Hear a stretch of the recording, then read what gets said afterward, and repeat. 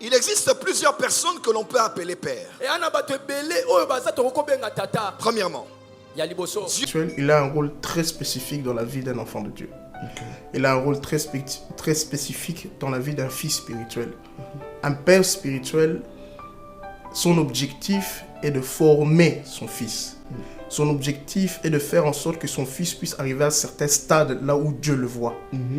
Mais qu'est-ce qu'on remarque aujourd'hui? Il y a certaines personnes qui s'appellent des pères, mais qui ne font pas ça. Qui n'exercent pas le rôle qui du n'exercent père. pas le rôle du père. C'est ça qui fait en sorte qu'ils ne peuvent pas s'appeler des pères spirituels. Ils ne peuvent pas s'appeler des personnes que oh non, ils témoignent, non, non, c'est moi qui l'a géré. Or que souvent, ils ne font pas ça. Donc, un père spirituel, son premier rôle, c'est de pouvoir équiper, c'est pouvoir travailler sur la vie de son fils pour qu'il puisse devenir quelqu'un d'autre. il existe plusieurs personnes que l'on peut appeler père. Premièrement, Dieu est notre Père. Lucas, notre Père qui est dans les cieux. Et le mot araméen c'est Abba, qui veut dire source, qui veut dire fondation, fondement, géniteur. Donc Dieu peut être appelé Père parce qu'il est Abba. C'est l'esprit qui nous pousse à crier auprès de Dieu, Abba, Père. Deuxièmement, Adam est notre Père. Dieu a trouvé un homme par qui il a sorti la race humaine. C'est par cet homme que nous sommes sortis. Et lorsqu'il est tombé, nous sommes tous tombés avec lui. Parce que nous sommes tous fils et notre Père. Qui d'autre appelons-nous encore Père? Abraham. Père Abraham. Comme dans cette parabole de Lazare. Quand on parle d'Abraham, on parle du Père. Le prophète Ésaïe a dit de mettre les yeux sur Abraham, notre Père. Après Abraham qui est notre Père, ils sont aussi appelés pères, Abraham, Isaac et Jacob. Les pères, les patriarches. Le prophète Élie a dit éternel Dieu. D'Abraham, d'Isaac et de Jacob. Que l'on sache que tu es Dieu. Ces trois sont aussi appelés les pères.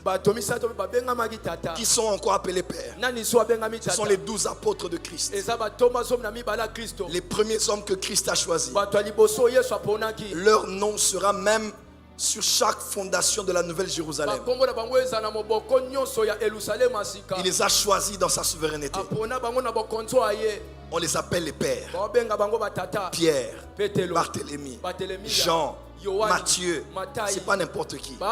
C'est des hommes que Christ a choisis et par qui l'évangile est allé dans le monde entier. Amen. Des hommes qui ont commencé, qui peuvent encore être appelés pères. En théologie, on les appelle les pères de l'église ou les pères apostoliques.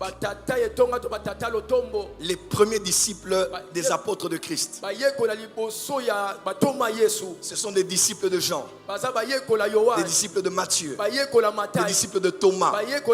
Ils ont écrit des premiers traités bibliques et théologiques. Ils ont fait des commentaires sur le judaïsme et le christianisme. On les appelle aussi les pères de l'église. Un disciple de Jean était allé à Lyon. C'est là où il a commencé l'église. On parle d'Irénée, on parle de tous ces hommes. Kenneth Hagin est père dans le de la parole de foi. Le prophète William Marion Branham est le père de la prophétie personnelle. Ton nom, ton adresse, ta vie, tiens-moi, je vois. C'est William Marion Branham. C'est lui qui a commencé ces choses. Est-ce que quelqu'un peut dire amen bien? A perdu de leurs nouvelles, mais ce sont pour moi, dans ma nomenclature, ce qu'on appelle les pères de la foi. Il t'a emmené dans le Seigneur. Il t'a donné vie dans le Seigneur. On peut l'appeler le père dans la foi. Dans une vieille église dans laquelle tu priais, ils sont allés loin dans un autre pays, mais c'est par eux que tu connais le Seigneur, que tu connais les choses de Dieu. Il y a aussi celui qu'on appelle le père de l'église locale, le pasteur, qu'on appelle aussi père. Il est déjà le père de la maison. Il est déjà celui qui est la couverture de la maison. Et pour terminer, dernier type de père, c'est pour définir maintenant qui est un père spirituel. Le père spirituel, c'est l'autorité principale. Souligner, l'autorité principale qui est établie sur ta vie. Qui a le mandat de te discipliner, de t'éduquer, de te nourrir, de t'équiper, de te conduire, de former Christ en toi, de t'emmener à accomplir ta destinée. C'est l'autorité principale. Ainsi, on peut avoir beaucoup de maîtres, on peut avoir beaucoup de mentors, on peut avoir beaucoup de figures paternelles, mais on n'a qu'un seul père spirituel.